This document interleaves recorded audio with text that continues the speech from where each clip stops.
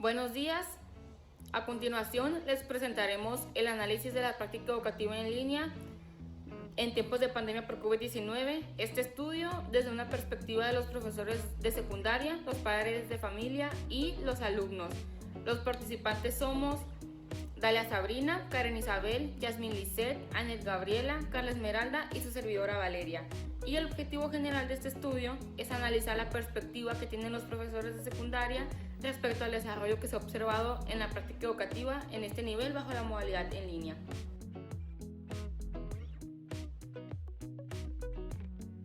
Nos dimos a la tarea de organizar las clases observadas de cada nivel repartidas entre todos los integrantes del equipo, transmitidas en televisión por la SEP, mismas que están en el sitio oficial aprendecasa.sep.gov.mx. Las clases observadas que en mi caso realicé fueron primer grado de secundaria. La clase que observé fue el día 2 de octubre del tema Problemas de comparación y fracciones, con el énfasis de la sesión de que los alumnos pueden ubicar fracciones y decimales en una recta numérica y resolver problemas que impliquen comparar fracciones y decimales, en donde el aprendizaje esperado para la Secretaría de Educación Pública era convierte fracciones decimales a notación decimal y viceversa. Aproxima a algunas fracciones decimales y no fracciones usando la notación decimal. Y ordena fracciones y decimales y números decimales.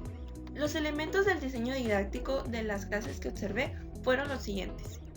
Distinguir fracciones decimales o equivalentes a decimales de fracciones que no lo son. Expresar con notación decimal fracciones que no tienen denominador potencia de 10, pero que sí son equivalentes a una fracción decimal. Expresar fracciones no decimales como un medio mediante la aproximación de números decimales finitos y mediante números decimales periódicos. Identificación de situaciones donde impliquen comparar fracciones y decimales. Ubicar en la recta numérica los números decimales y fraccionales. Estos puntos lo plantea el programa de la SEP, en el cual todos estos aspectos confirman que sí se cumplen con la clase observada transmitida en televisión. Por último, quiero para dar unas pequeñas observaciones que me di cuenta y que me gustaría compartir. La primera es que las clases que transmite el programa Aprende en Casa en televisión son exactamente iguales a la página de internet, lo cual esto nos puede favorecer, ya que si un alumno se perdió el programa en ese día, lo puede consultar en la página de internet sin ningún problema y sin perder ningún detalle. Al igual que los diálogos que realizan los locutores en el programa de televisión Aprende en Casa son exactamente los mismos que aparecen en la página de internet. También además me gustaría agregar que algunos ejemplos de la clase observada que yo los detecté más como de multidisciplinariedad que de contexto. ¿A qué me refiero con esto? En el caso de, por ejemplo, en la clase observada que vi, hablaba sobre cómo las fracciones se relacionaban con las notas musicales.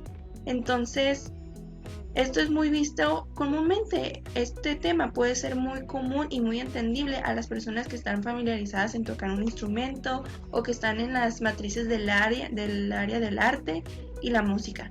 Pero por una parte siento que algunas personas que no tocan un instrumento o algo así, aquellos alumnos que no practiquen eso pueden batallar un poquito en entender ese tema. Por eso yo digo que es como algo de multidisciplinariedad y no tanto de contexto. También, fuera de eso, por ejemplo, de que los alumnos no puedan identificar cuánto es el tiempo de una redonda, una blanca, una corchea en fracciones. Fuera de eso, siento que sí hubo uno que otro problema de matemáticas con el tema de las fracciones y decimales que sí estuvieran en contexto. O sea, que un alumno que sí pudieran entrar en contexto y que el alumno vea que en dónde se pueden aplicar estos conocimientos de matemáticas en el campo de la vida real. Sin embargo, lo pude ver de una manera muy genérica, ya que es entendible que al realizar clases en televisión puede ser muy difícil en tan poco tiempo de transmisión y también es muy poco tiempo es muy breve dar las explicaciones de esa manera.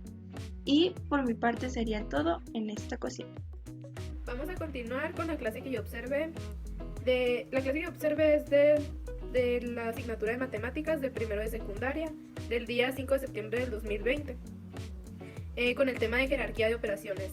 Esta clase no tiene objetivo en la sesión, pero sí tiene el aprendizaje esperado, que nos dice determinar y usar la jerarquía de operaciones y los paréntesis en operaciones con números naturales, enteros y decimales. Para la multiplicación y división, solo números positivos. Y yo agregué 3 puntos que me parecieron importantes, que es si la clase cuenta con ideas principales, definiciones o características de lo que es la jerarquía de operaciones. Y sí, pues la clase sí cuenta con eso, porque al principio, o sea, cuando se inicia, les explican a los alumnos qué es, o sea, la jerarquía de operaciones. Y luego, si existen planteamientos de problemas y resolución de los mismos, pues sí existen.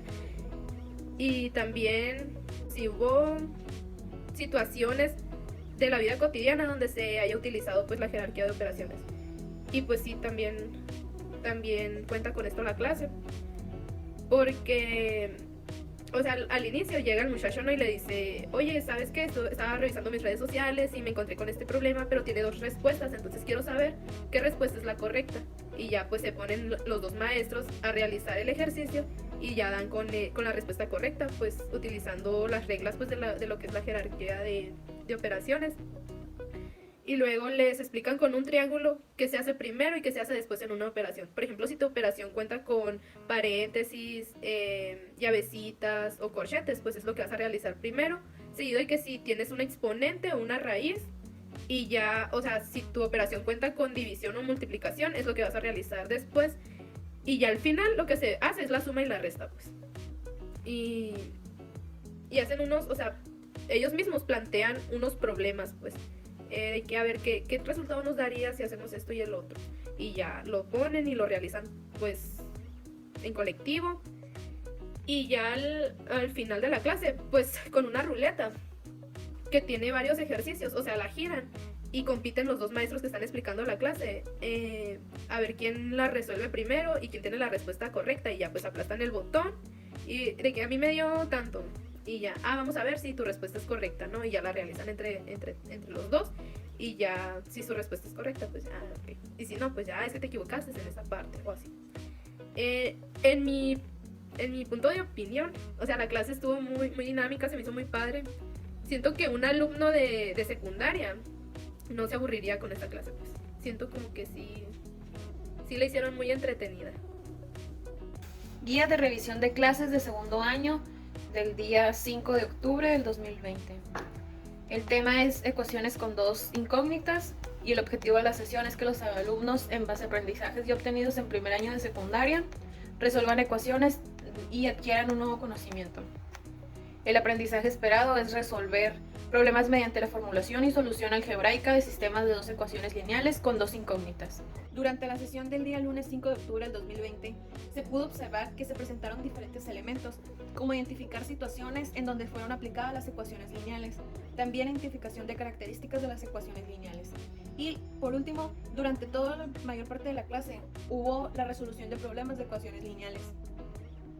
En base a todo esto que se vio durante la clase, se puede decir que sí cumple con el aprendizaje esperado presentado al inicio de la clase, ya que el aprendizaje esperado de esta sesión era que los alumnos, mediante la formulación y solución algebraica, aprendan a resolver ecuaciones lineales con 2 incógnitas, que fueron los ejemplos que presentó la maestra.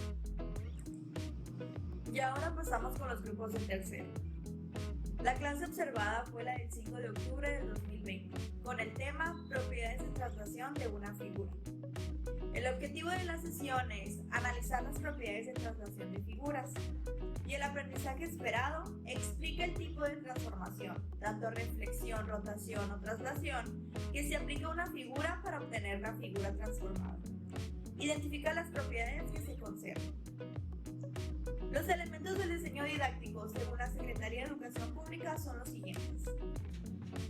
Identificar la definición de traslación y cómo se lleva a cabo. Identificar las propiedades de traslación y rotación de una figura. Identificar las propiedades que se conservan en la simetría. Construir diseños que combinen la simetría axial y central, la rotación y traslación de figuras. Transformar figuras por medio de la homotezia. y resolver problemas de transformaciones en base a las coordenadas de un plano cartesiano. Todos estos elementos del diseño didáctico concuerdan con los aprendizajes esperados antes dichos. Y ahora voy a mencionar las observaciones que hice sobre esta clase. A pesar de ser una clase de 30 minutos, considero que contempla todos los elementos y actividades que indica la Secretaría de Educación Pública. En particular, este es un tema muy complicado de ligar a la vida cotidiana, al ser de la rama de geometría, pero los ejemplos que se mencionan son muy ilustrativos y de mucha ayuda para que el estudiante los ligue con la vida cotidiana. De hecho, una actividad está ligada con el juego Tetris y considero que es una muy buena manera de enseñarle a los alumnos sobre las transformaciones de figuras. Como un juego que jugamos por diversión, tiene matemáticas. Y como cierre, el maestro retoma las preguntas iniciales y da más ejemplos de transformaciones. Por último, presenta este reto que es más bien una actividad en donde los alumnos deben de emplear todo lo que se vio durante la clase. La clase que se observó por mi parte fue del segundo grado de matemáticas el 1 de octubre, donde se habló sobre el tema de proporcionalidad inversa. En dicha se dieron diferentes ejemplos y se habló sobre sus características. Considero que la clase cumplió con todos los puntos y que estuvo muy concreta, pero si bien sabemos, las clases estas son muy generales, por lo tanto no se adaptan a cada grupo en específico. Incluso al ser clases tan cortas de 25 a 30 minutos, no creo que puedan abarcar todo el tema a tratar.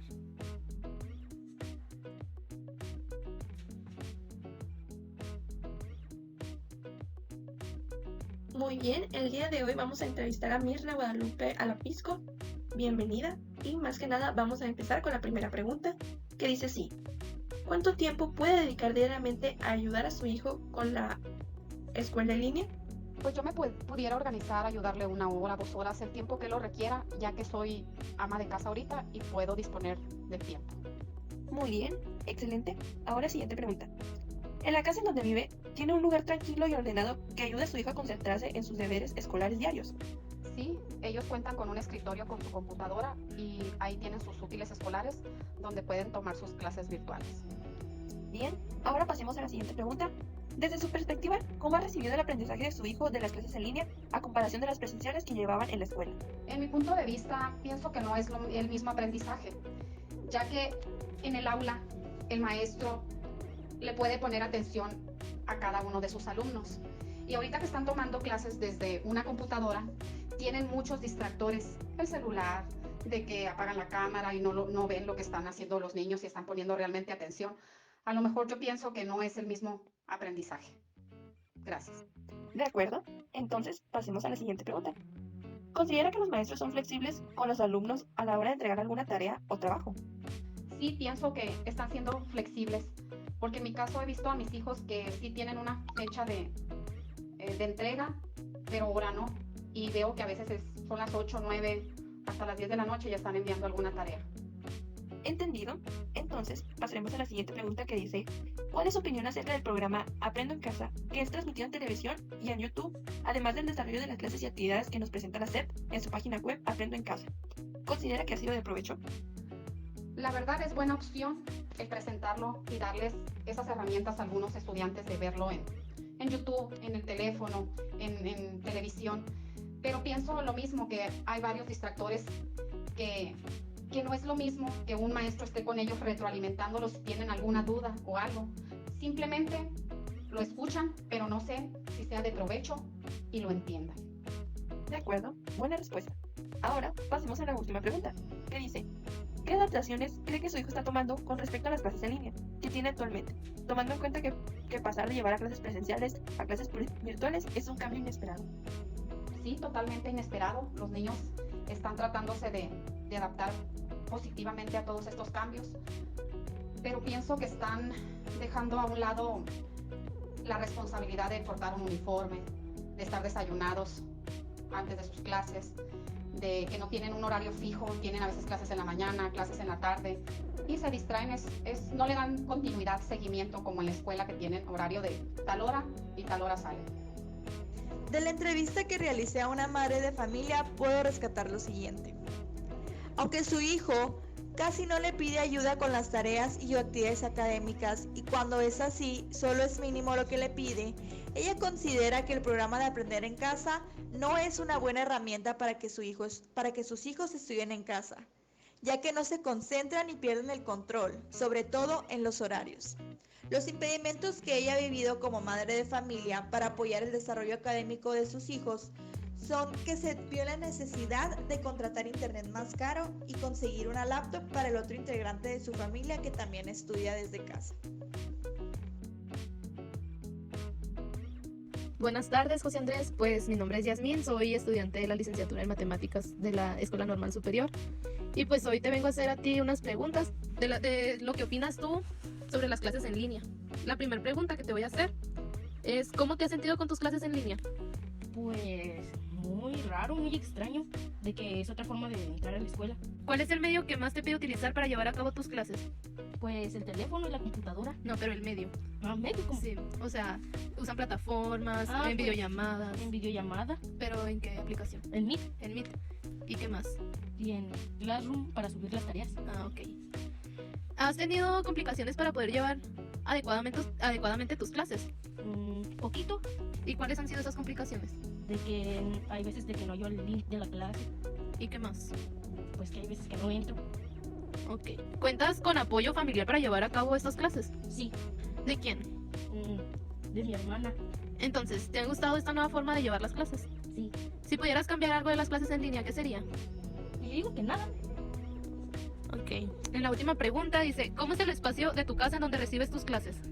Pues muy grande. ¿Tienes espacio muy amplio? ¿Pero tienes un espacio acorde nomás para tomar tus clases en línea o utilizas otro espacio de tu casa para hacerlo? Pues otros.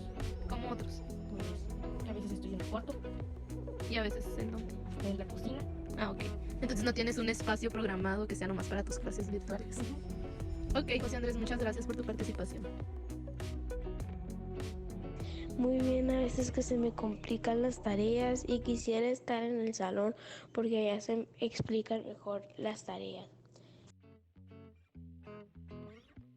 Pues a mí me las mandan por WhatsApp y yo se las envío a los maestros por correo a cada maestro que le corresponde.